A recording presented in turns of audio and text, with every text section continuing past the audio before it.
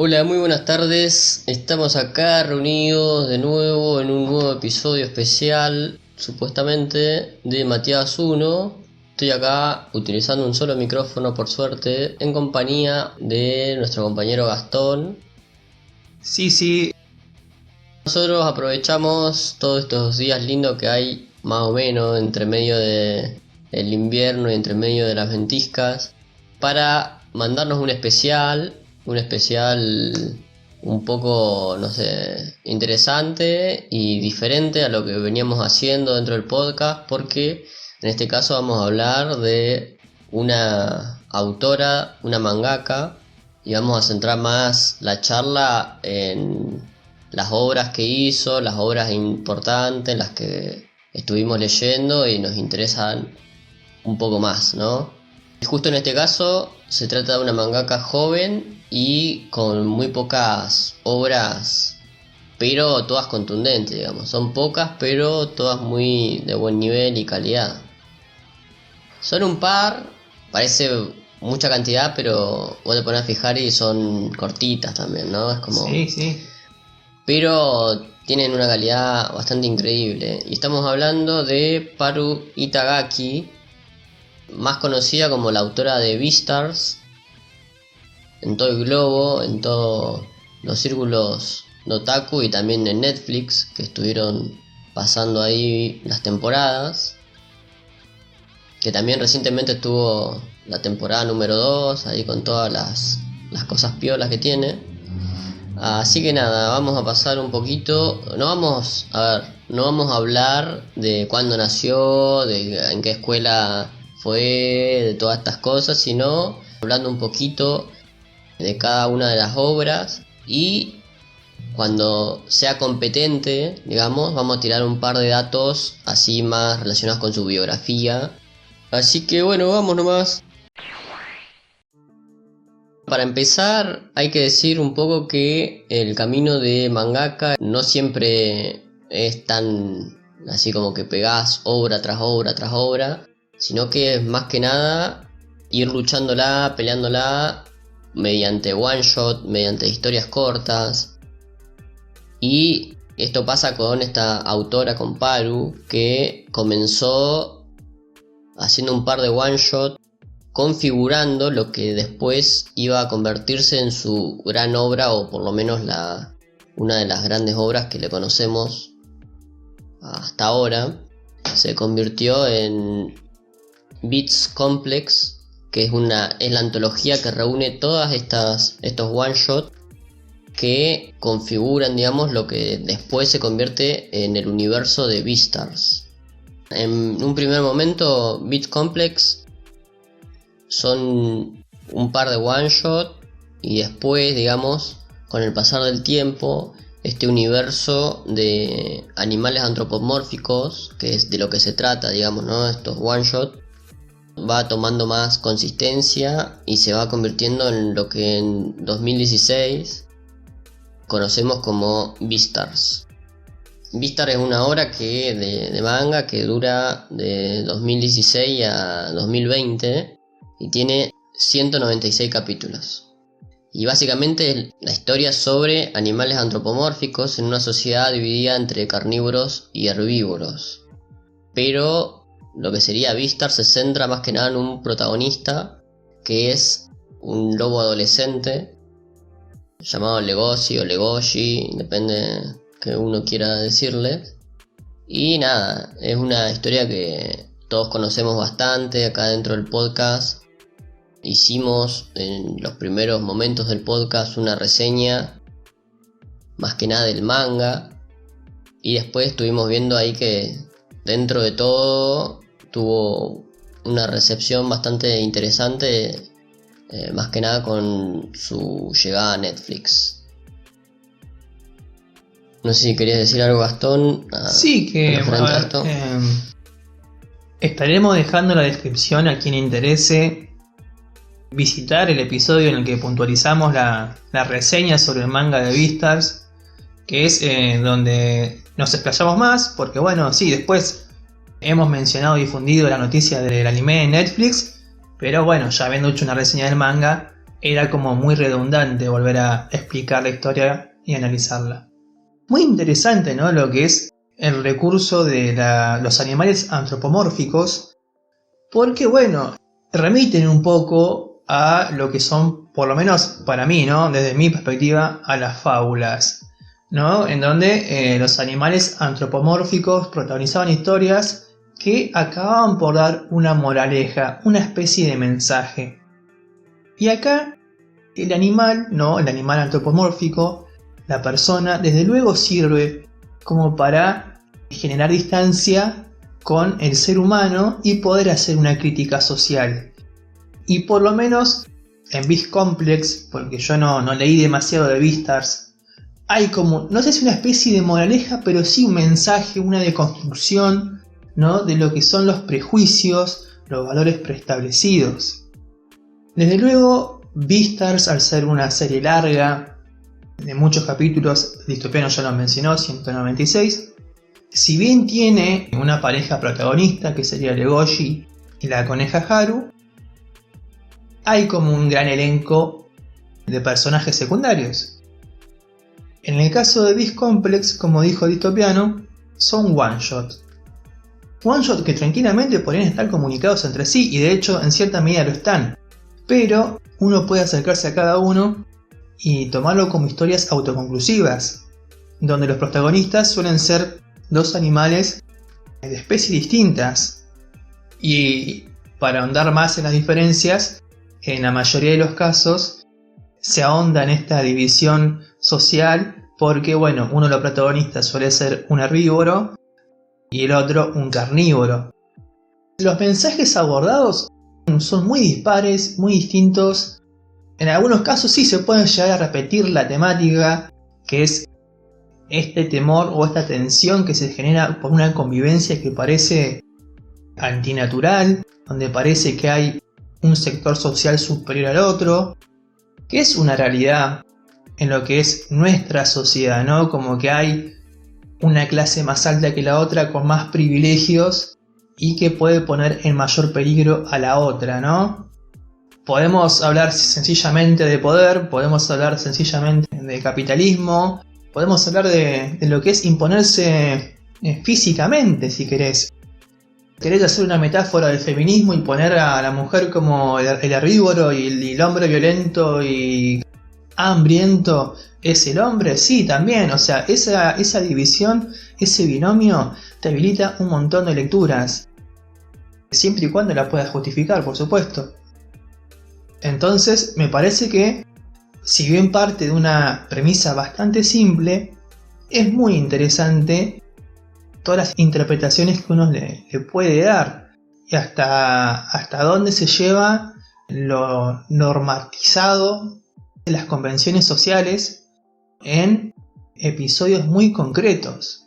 En algunos casos incluso se llega a hablar, puntualizando en lo que son no solamente carnívoros o herbívoros, sino especies muy concretas, de cierto determinismo, como es el caso del one shot del león y el murciélago, donde el león, que tranquilamente en una ciudad en la que, si bien hay armonía, los carnívoros parecen gozar de ciertos privilegios y él pertenece a una especie denominada como el rey de la selva y tendría toda la vida arreglada, el tipo debería vivir feliz y tranquilo, y sin embargo tiene justamente todas estas presiones y responsabilidades de ser quien es, de ser justamente parte de los denominados reyes de la selva y de ser uno de los carnívoros más grandes, ¿no? Entonces el tipo tiene que destacar en lo que es diplomacia, en lo que es llevarse bien con todos, hacer todo perfecto, ser un excelente alumno.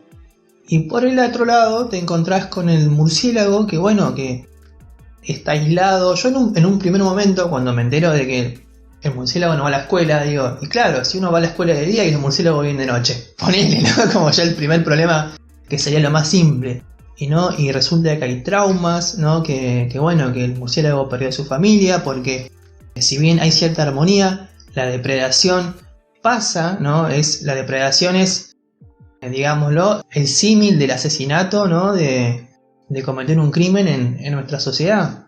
Y bueno, por más que sea ilegal, por más que esté penado, pasa, ¿no? Entonces, bueno, el murciélago pierde a su familia y esa es la excusa, ¿no? Para que el murciélago se retraiga, la excusa, el motivo. Y el león entonces, como representante de clase, porque justamente con todas estas responsabilidades que ya mencioné que tiene impuestas, además el león tiene que ser el ideal alumno y representante de la clase, tiene que ir a buscarlo y tratar de integrarlo de vuelta. Y estos encuentros sirven para construir un poco, ¿no? El camino de los dos, que en principio sería volver a la escuela, graduarse, terminar y proyectar sus vidas. Y está bueno en que, bueno, el león termina entendiendo un poco, ¿no? Que está bien no seguir el mandato establecido, que si él quiere, no sé, de repente apuntar a una universidad menos prestigiosa, está bien. Que si no quiere esforzarse por recibir recomendaciones por parte de los profesores, está bien. Y entiende lo que es más o menos ser el propio dueño de su destino, ¿no? Porque ve que el murciélago dice, bueno, yo sé que la ciudad no es para mí, yo sé que en la escuela no voy a encontrar lo que busco, y el murciélago abandona la escuela y decide mudarse a otro lado. Y así como este ejemplo, ¿no? de construcción de lo que es un determinismo, de lo que es desligarse de los mandatos familiares, en este caso de especie y legado, también nos encontramos con esos momentos tensos entre que un carnívoro y un herbívoro quedan a solas, ¿no? Y acá tenemos lo que pasa, ¿no? Que puede reflejar bien el encuentro con un desconocido, que puede reflejar, como digo, tranquilamente el encuentro a solas entre un hombre y una mujer, ¿no? Siendo casi siempre el hombre el depredador. Y que bueno, que se juega con esa tensión, pero no siempre termina mal, ¿no? Es como que se juega, pero es como hay un trasfondo, hay un motivo, hay una idea de no discriminar al carnívoro por lo que es, no respetar la esencia de la persona, sin naturalizar por supuesto el comer carne, ni ser violento, ni ser imponente físicamente, ¿no? Sino que bueno, uno puede cambiar su estilo de vida, su forma de pensar, su forma de ser, ¿no? Me causó mucha impresión, o me marcó el capítulo de One Shot.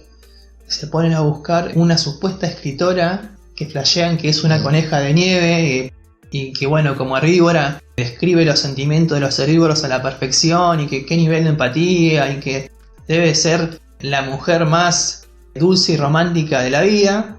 Y cuando van a buscarla para... Perdón por los spoilers, pero a ver, si a alguien les interesa, si alguien leyó Beastars o si a alguien le ha interesado lo que se ha mencionado hasta ahora sobre estas dos series, que vayan a leer Beast Complex, que no son demasiados capítulos, es una serie corta, así que bueno, y además estoy puntualizando solamente en un par de capítulos, pero bueno, cuando van a buscar esta autora de novelas románticas, no solo se encuentran con que no era una coneja, ni siquiera era un herbívoro, ni siquiera era una mujer. Nos encontramos frente a un oso negro de mediana edad que se dedicaba a ponerse en el lugar de los herbívoros y que escribía pensando en las jóvenes adultas, mujeres herbívoras como modelo de lector. Entonces me parece muy interesante la deconstrucción, pero dejando como algo latente, ¿no? Este riesgo, esta dualidad en hasta dónde se está poniendo en mi lugar, hasta dónde llega para ponerse en mi lugar de herbívoro, ¿no? Acosa herbívoros, se come herbívoros, casi se come la editora, ¿no? O sea, fue una puesta en escena como para que la herbívora reaccionara y de esta forma inspirar al oso, o ante la desesperación de no poder escribir, el oso casi sucumbe a sus instintos. En 2 o 3 paneles te plantea una secuencia que dispara muchas interpretaciones, muchas lecturas, y creo que ahí está la magia de Haru Itagaki, ¿no? Que con premisas que en principio parecen simples, aborda temas muy complejos, o no sé si tan complejos, pero que son temas que se suelen omitir o no se les da la suficiente visualización y que son parte de nuestra sociedad, la sociedad humana, la sociedad real, ¿no? Así que en este caso la distancia de un mundo fantástico, la distancia de que sean animales antropomórficos, permite realizar una crítica en ocasiones bastante sutil y en otras ocasiones bastante directa sobre los roces, la discriminación, sobre quiénes somos y el aceptarlo o rechazarlo y cambiarlo por quienes queremos ser. Así que yo, que no he leído del todo Beastars, me quedo muy conforme con la lectura de Beast Complex. La recomiendo bastante porque los one shots se leen muy rápido. Se hace más hincapié en la construcción de paneles a partir del dibujo que en los diálogos. Si bien algunos diálogos son una joyita, como el cierre del capítulo del one shot del Oso Negro, no y su editora, porque se termina inspirando y termina cerrando el capítulo de su novela con una frase final que, bueno, tiene una cierta dualidad, ¿no?, entre lo que es el miedo y el deseo de vivir. Por ahora creo que esos son mis aportes en cuanto a lo que es Beast Complex. Sí, efectivamente, como dice Gastón, ambas series no solo están vinculadas por el universo antropomórfico y por estas cuestiones de estar muy cerca del año, digamos, sino que también están atravesadas por todas estas cosas que dice Gastón, que son conceptos así muy pesados, como por ejemplo la depredación de la que hablaba, como por ejemplo las tensiones por un lado sexual, y a veces no llega la tensión sexual, pero como que va por ahí. También se trabaja sobre cuestiones como discriminación, trabaja sobre muchas cosas capaz que son complicadas para traducir en una obra, o muchos autores siempre la dejan de lado. Yo siempre que veo o leo algo de Paru me parece mucho más vinculado con algo más serio, con el seinen, digamos, más que con algo más shonen, que es como está clasificado Beastars. Pero bueno, en paralelo estaba terminando, medio finalizando Beastars. La autora en 2019 larga unos pequeños especiales que tienen un poco que ver con su vida, porque en realidad son, digo especiales porque son como tiras cómicas, por así decirlo, que uno encuentra en el diario, porque son capítulos entre 7 y 9 páginas y están estructurados bastante ligeramente, digamos, como más bosquejados, que se llama Parus Graffiti, se puede encontrar, o si no también como Parno Graffiti, también se puede encontrar en base de datos y todas esas cosas. Y esta serie, ella misma lo dice, son páginas autobiográficas en las que va narrando momentos de su infancia, muchas cosas de la niñez y mucha relación con su familia.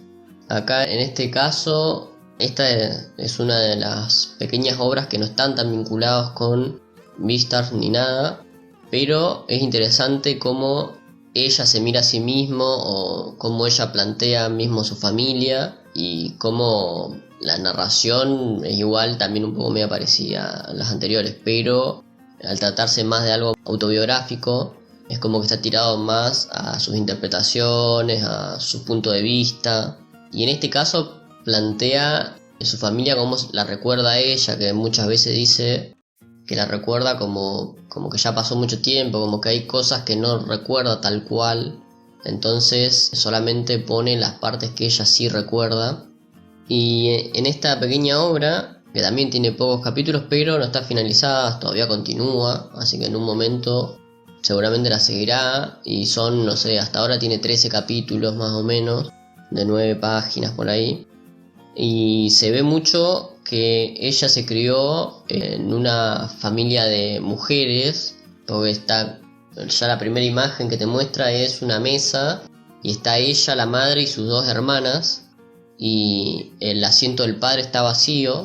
Ella pone, ¿no?, el asiento y pone padre, y a lo largo de un par de los relatos uno se va dando cuenta de por qué pasa esta situación, Y acá hay que decir un poco un dato que ya se fue sabiendo a lo largo de el boom de Beastars dentro de Netflix que todos buscaban, y ya se sabe, digamos, que el padre de Paru es el autor de Baki, que es Keisuke Itagaki, un chabón con una, digamos, producción prolífica y masiva, y uno también entiende que el trabajo de mangaka es muy demandante.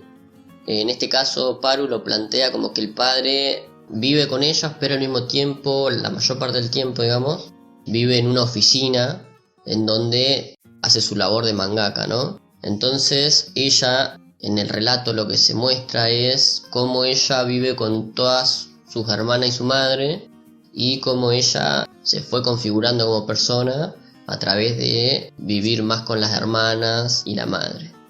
Bueno, una cosa también que se ve referente al padre es que los dibujos de cada una de las integrantes de la familia, ella incluida, son claritos, son normales, algunos son medios parecidos a personas, otros, como ella misma, son más tirando un poco animalescos. El padre se ve como una sombra oscura, que a veces parece enojado, otras veces no tanto. Y nada, ahí en los relatos, digamos, en los especiales, uno puede leer y ver más, leerlo uno mismo, digamos, cómo es la relación del padre e hijos, o la relación de la madre con el padre. Ahí está todo bastante explicado de la parte de ella. Estos relatos también de Paru's Graffiti son autoconclusivos, son bastante aislados, como que atraviesan diferentes momentos de su infancia, no son tan cronológicos, digamos. Y por un lado tenés momentos en los que ella comenta cómo descubrió las relaciones sexuales entre los hombres y las mujeres. O sea, son todos temas muy, también en este caso, muy pesados. No para uno como persona, porque uno ya más o menos tuvo vivencia y qué sé yo, y hoy en día con el internet toda la bola.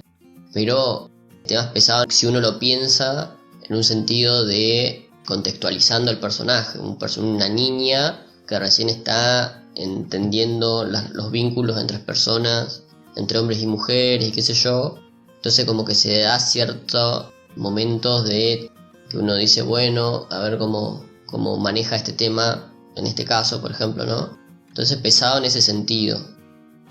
Bueno, pero a ver, ¿a quién no le pasó de que de repente siendo pibe se mandó la pieza de los padres y se lo encontró en pleno acto? Claro, ¿no? bueno, claro, puede más que nada de este lado del mundo, porque viste que los japoneses como que duermen en camas separadas y un montón de cosas. Bueno, justo el caso de Paru no era, porque también el padre vivía en otro lado, así que es medio complicado. Pero bueno, también en este pequeño especial muestran cosas muy interesantes, como la manifestación de sus fetiches, por ejemplo, ¿no? Esto lo voy a traer a colación porque más adelante va a tener más relevancia. Y ella dice que tiene un fetiche por Santa Claus, o sea, por Papá Noel, por el viejo Pascuero y todas las cosas que como lo conocemos, ¿no? En el relato dice que está enamorada de Santa Claus, está enamorada de uno, o sea, lo describe como un hombre que está todo el día laburando, un hombre así alto, que tiene responsabilidades, qué sé yo. Va describiéndolo como ella ve o idealiza a Santa Claus, y manifiesta que tiene una especie de obsesión hacia la figura de Santa Claus, ¿no?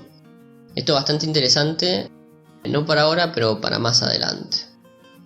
Digamos, este especial o estos pequeños capítulos, está bueno verlos si uno se interesa más por la autora o más por cuestiones de quién es el que crea, no sé, Beastar, por ejemplo, o quién está detrás de todas estas cosas.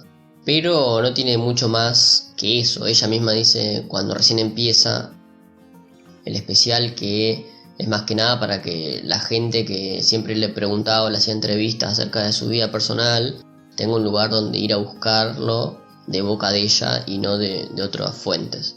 Así que nada, para mí es muy interesante, lo lees muy rápido, y si te interesa la autora está bueno leerlo, si no, la verdad no tiene otro tipo de aporte.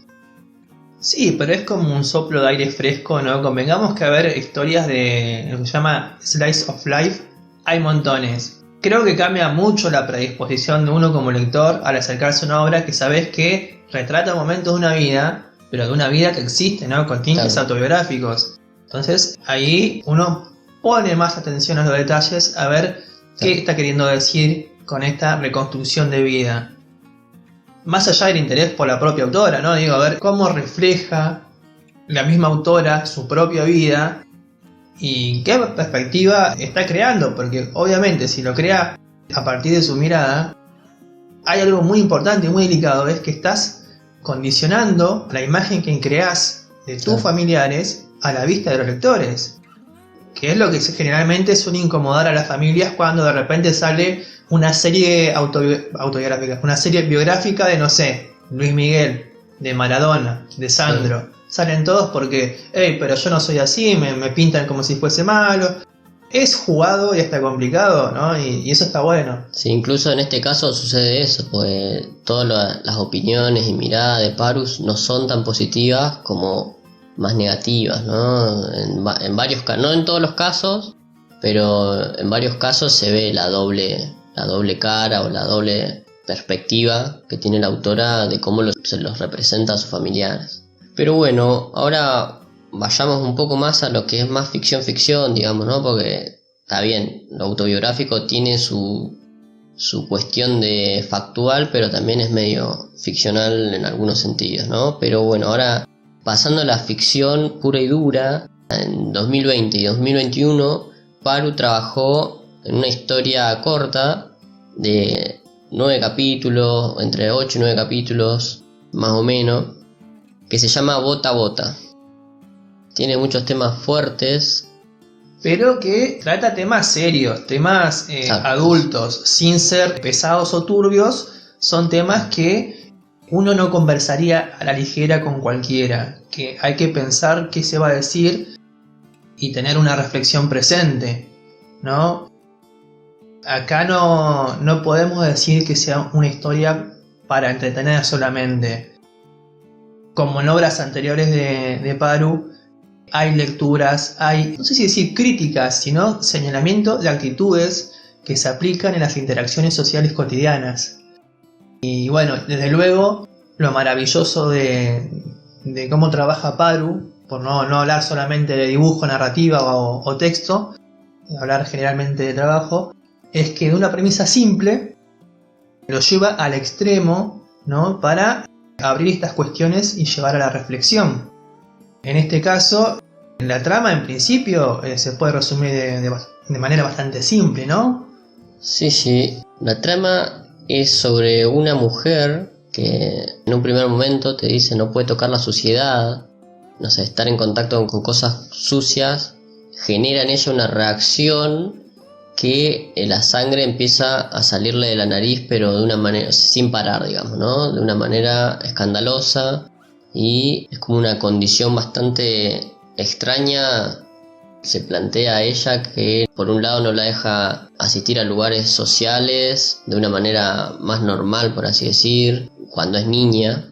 No puede hacer cosas así como con total normalidad porque tiene esta situación. La narración o la historia va avanzando y avanza hasta que ella es mayor de edad, y no puede tener relaciones sexuales, digamos, es como uno de sus principales problemáticas, digamos, sin resolver que tiene. Bueno, no puede tener relaciones, ¿no? Porque ella se manifiesta que las relaciones sexuales que se puede tener con una u otra persona sin conocer, qué sé yo, son, o ella los toma como si fuera relaciones sucias. Entonces ya desde ahí, el no poder tocar a alguien, por ella representarlo en su mente como algo sucio, algo que no se puede hacer, nuevamente empieza a activarle esta condición que tiene de sangrar por todos lados, a dejar charcos de sangre. No es sangrar un poquito, sino dejar charcos de sangre en toda la escena, en todas las habitaciones. Sí, que eso es el detalle importante y llevado al extremo por parte de Paru, que a ver, quizás a más de uno le ha sangrado en una ocasión la nariz y te sangra un poquito y bueno, te manchás el labio, o sea, te llega como mucho a la pera. No, acá tenés una fuente que parece la escena del ascensor del Resplandor, ¿no? Que incluso, a ver, el grado varía tanto que, a modo de anécdota, se cuenta que en una oportunidad casi muere desangrada por forzarse a combatir este instinto de sangrar ante lo sucio. Es una condición desarrollada, o sea, no es una enfermedad con la que nació, no es la consecuencia de un TOC que se generó ella misma, es como un trauma provocado por alguien más que desencadenó esta reacción física, biológica tan extraña y extrema, ¿no? Que en principio, bueno, como dijo Listopiano, parece que se limita a todo lo que es sucio, ¿no? Es más, la serie corta esta arranca con la protagonista frente a un tacho de basura y la reacción consiguiente que pasa por estar tan cerca de la basura. Después vemos que obviamente sí, hay cosas que no puede tocar, ¿no? Se habla de algo que en la sociedad se ha comentado mucho, que obviamente como la plata pasa por muchas manos, muchos gérmenes, andás a ver qué tocaste vos, qué tocó el otro, si te lavaste la mano después del baño, si estabas trabajando y te ensuciaste, que incluso se han hecho estudios en los que si vos dejás en ciertas condiciones el billete, le crecen hongos, le crecen bacterias. Entonces, uno en principio sí piensa que es un problema de ella, un problema como de un TOC, ¿no? Porque la ves cobrando todo el sueldo de una y que hace toda una operación compleja para limpiar toda la plata y para no estar tocando demasiadas veces ese dinero se lo gasta de una. Es toda una secuencia que en principio vos la considerás como un TOC, ¿no? Como una obsesión con la limpieza, porque, para ir sumando detalles, la protagonista trabaja en una fábrica de embalado, de empaque, en el que abundan los espacios estériles, ¿no? O sea, sumamente limpios, donde no entra nada de suciedad, nada de bacterias, nada que pueda afectar la salud ni la condición de los productos. Perfecto para una persona como ella. Segundo, sale a caminar bajo la lluvia con un compañero y comenta esta idea de cómo le parece que la lluvia, al generar neblina o vapor, ¿no? Cierto ámbito, ¿no? Le recuerda como a un rocío de lo que puede ser un desinfectante, ¿no? Como la lluvia barre la suciedad de la ciudad. Sin embargo, está lo que mencionó Listopiano, que no es solamente con la suciedad per se, con la suciedad que podemos encontrar, no sé, en el piso, con la que podemos encontrar en un tacho de basura, sino que después se convierte en una especie de metáfora de lo que son considerados actos sucios. Y ahí es donde termina complicando su vida íntima y si bien es una joven de 20 y tantos años, todavía es virgen, no puede concretar el acto sexual. Yo no sé hasta qué punto, o sea, me refiero a, ¿será posible para ella masturbarse o tocar sus propios genitales sería algo sucio, ¿no? Sí. Curiosidad, ¿no? Que eso es algo que no se toca ya en la serie corta. Pero bueno, y de repente, de a poquito, con el avanzar de los capítulos, se va manifestando qué hay detrás de ese sangrado brutal cuando tiene contacto con lo sucio, con una especie de adoctrinamiento, con una especie de pasaje de trauma materno a ella, ¿no? Que termina condicionando no solo la perspectiva sobre el acto sexual en sí, sino la concepción que tiene en torno a las personas y particularmente a los hombres. Y ahí es donde, bueno, el sangrado cobra otra dimensión, o por lo menos para mí lo hace, teniendo en cuenta que siendo consumidores habituales de manga y anime, sabemos que es como un gag, ¿no? Que ante la idea de la perversión de lo sucio, un personaje sangre por la nariz.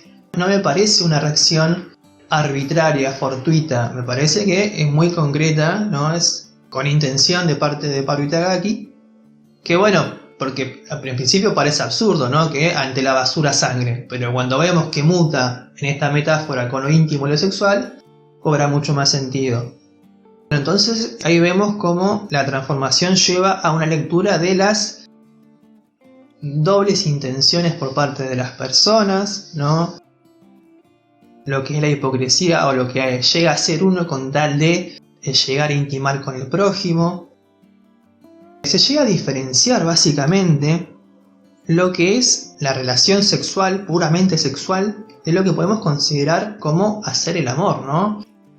Y hacer el amor en una relación establecida, oficial, de pareja cuanto menos, y mejor si es de matrimonio, ¿no? Lo que es la legalidad del acto en base a lo aceptado socialmente. Que es ahí donde la protagonista comienza a evolucionar y a diferenciar que su tema no es en sí la suciedad, sino lo que piensa ella que está haciendo cuando lo está haciendo. Bueno, yo estoy como cansada de mi situación de estar sangrando todo el tiempo. Quiero curarme de esto, quiero superarlo. Mi idea para afrontarlo esto es buscar el conflicto directo. Voy a buscar hombres y me quiero acostar con ellos. Entonces, inconscientemente, uno supone que ella sabe que lo que está buscando es sexo. Entonces, en cada encuentro, indefectiblemente, sangra. Entonces, cuando empieza a descubrir personas, hombres, que en apariencia no se acercarían con segundas intenciones, que se interesan por su persona, que se interesan por su bienestar, es ahí donde ella se permite sentir lo que considera amor, ¿no? Que es lo que supuestamente está buscando, una persona que la ame, ser aceptada. Y es ahí cuando de repente su nariz se toma unas ligeras vacaciones, ¿no? Después, bueno, hay una vuelta de tuerca donde medio que se confirma que siempre hay algún secreto oculto, siempre hay una segunda intención, ¿no? Pero que esto no debería limitar nuestras vidas, o sea, vamos a vivir amores y desamores, encuentros y desencuentros, relaciones originales, no honestas y engañosas. Y entonces la protagonista le va encontrando la vuelta, de que si bien su nariz, por parte de ella, ¿no? O sea, ya desmitificando el acto sexual, no le va a causar problemas en ese sentido, su nariz va a seguir siendo un radar que por lo menos le va a servir para detectar potenciales compañeros que no son de todo confiables. Entonces aprende a convivir y aprende que su nariz no va a ser un problema siempre y cuando pueda visualizar al otro como un compañero de confianza y como un compañero que busca una relación amorosa y no solamente sexo casual. Creo que para ese lado termina apuntando, ¿no? El tema de la confianza entre dos, ¿no? Y el tema de, bueno, que si la confianza se acaba, si la relación se acaba, seguir adelante. Cosa que aparentemente la madre de la protagonista no pudo hacer. Así es, Gota a Gota es una serie cortita bastante recomendada. Tiene muchos temas fuertes, pero si bien tiene sus momentos así medios humorísticos, no tan humorísticos, pero como que te reís más o menos por las situaciones medias raras en las que está. También más o menos como en Beastar pasa, bueno, pasan en la mayoría de las obras de Paru. Y acá, antes de continuar, solamente voy a comentar algo que se estuvo diciendo por las redes, que es a raíz del dibujo de Paru, ¿no? Porque ella siempre dibuja personas con caras de animales o seres antropomórficos, qué sé yo.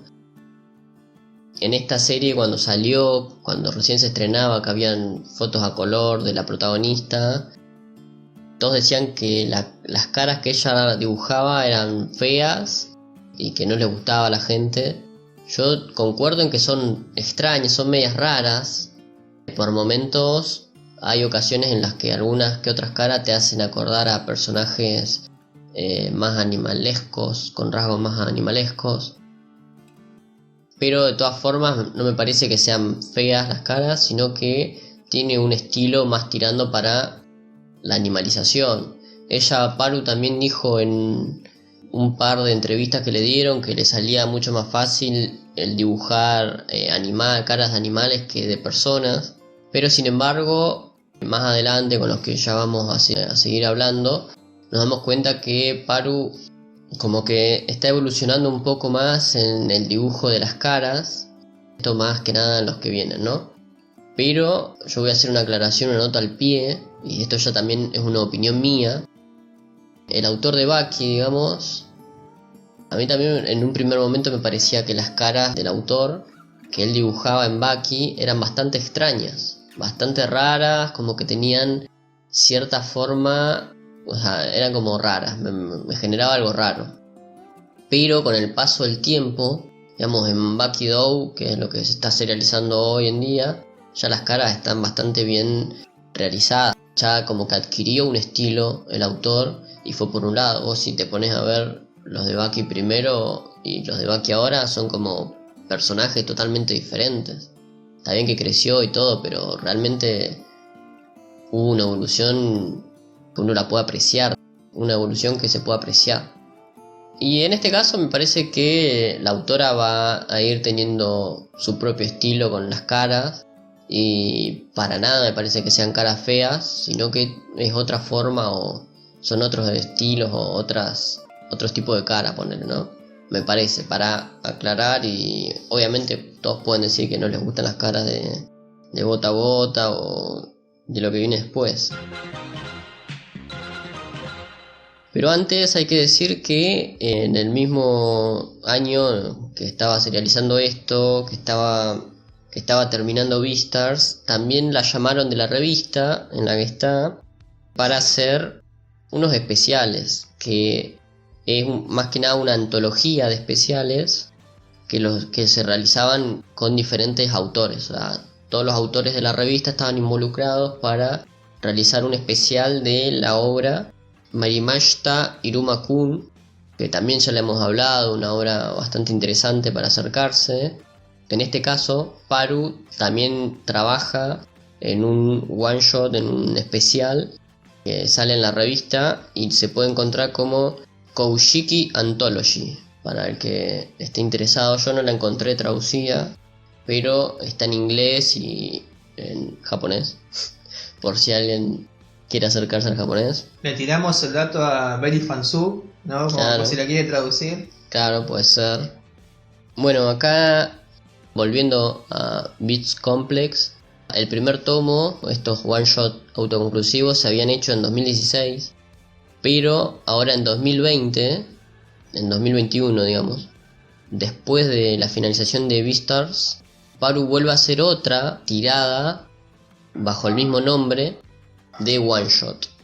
En esta segunda tirada, en este caso con más historias autoconclusivas, son 2 tomos, está comprendida por 2 tomos más, o sea, en total son 3 hasta ahora, capaz que después va a agregar más.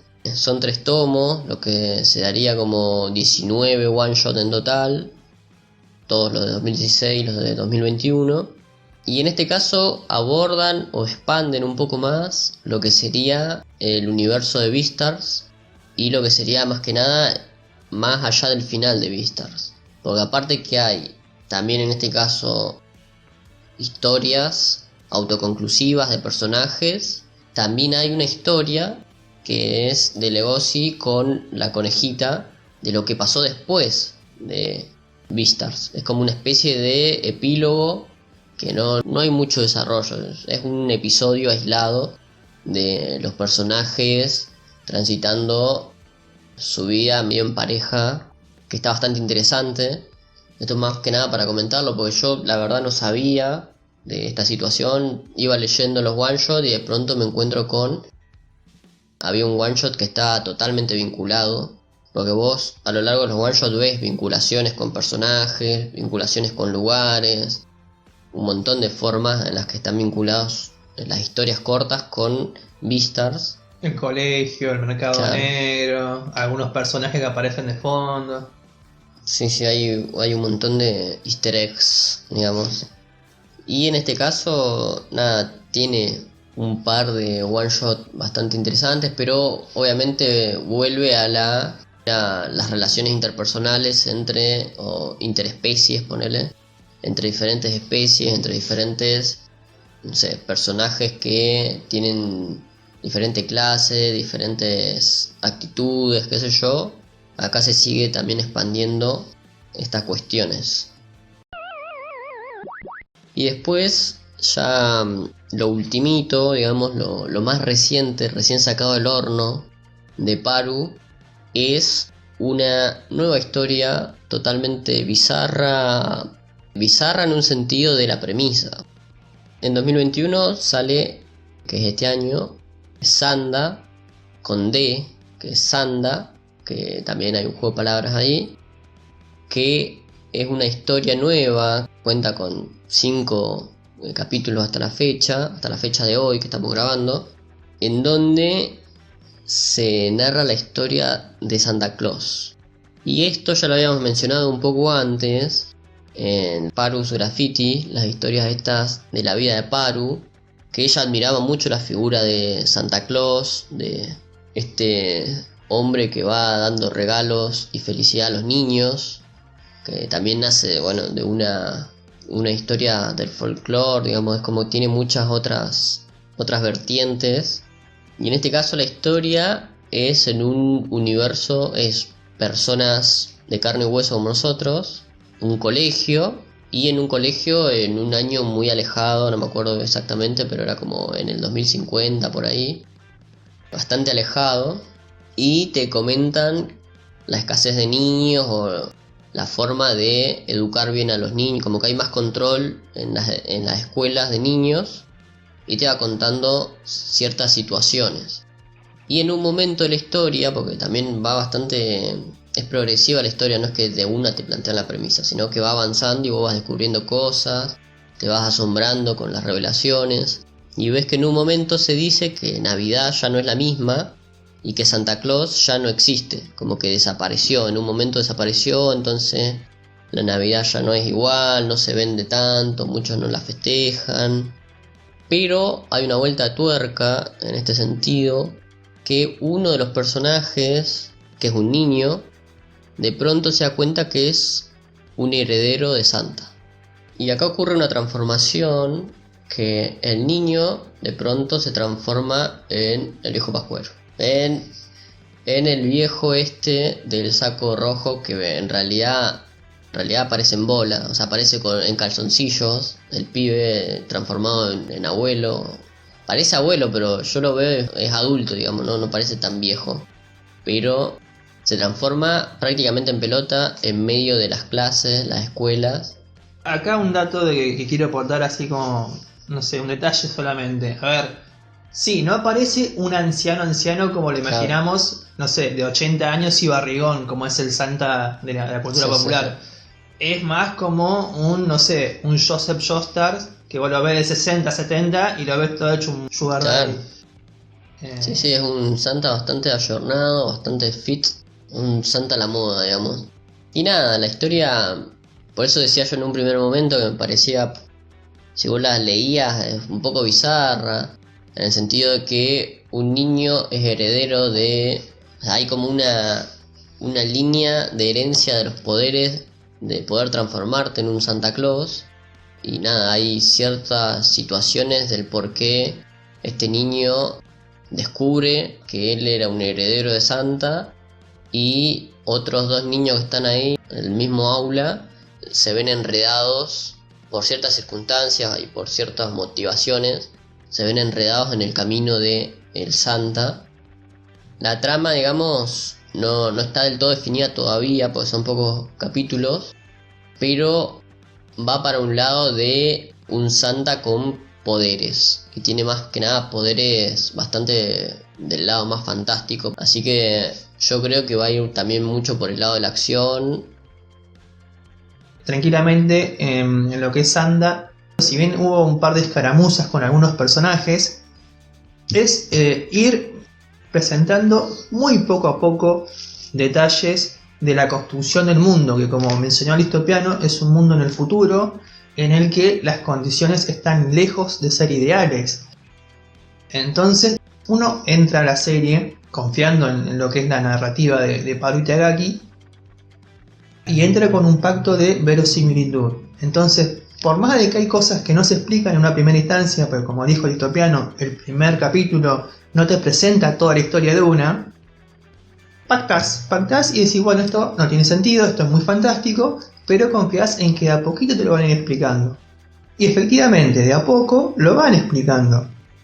Es un mundo futurista, es un mundo en el que Santa en algún momento desapareció y se convirtió en leyenda. Es un mundo en el que aparentemente la diferencia entre las estaciones desaparecieron. No sé si hay solamente una o dos estaciones en el año. Y es un mundo que quizás esté, esto ya es una especulación, vinculado a la desaparición de Santa, en el que la cantidad de niños que nacen es muy baja, hay una baja natalidad. Y eso lleva a una sociedad un poco distinta a la que conocemos, porque no es solamente que los niños son el futuro, o sea, acá efectivamente son el futuro, efectivamente hay que cuidarlos en pos de la supervivencia de la raza humana. Entonces tenemos estos colegios internados en el que, además de educarlos y de cuidarlos, se los mima, se los consiente, y los niños son conscientes de eso, ¿no? Conscientes de que se los consiente. Y hay como un pequeño abuso de poder, o sea, tienen la idea de que tranquilamente pueden mandar, ¿no? Entonces, con esta idea de que el niño tiene un gran nivel de influencia, de que son tratados como tesoros nacionales, ellos mismos se definen así, acá es donde interviene la figura de Santa, ¿no? Porque Santa, a ver, trae regalos, pero a los niños buenos. ¿Qué hace con los malos? ¿Los castiga? Y bueno, veremos. Pero es como que veremos qué pasa con estos niños que, ante la idea de que tienen poder, a ver qué hacen con él.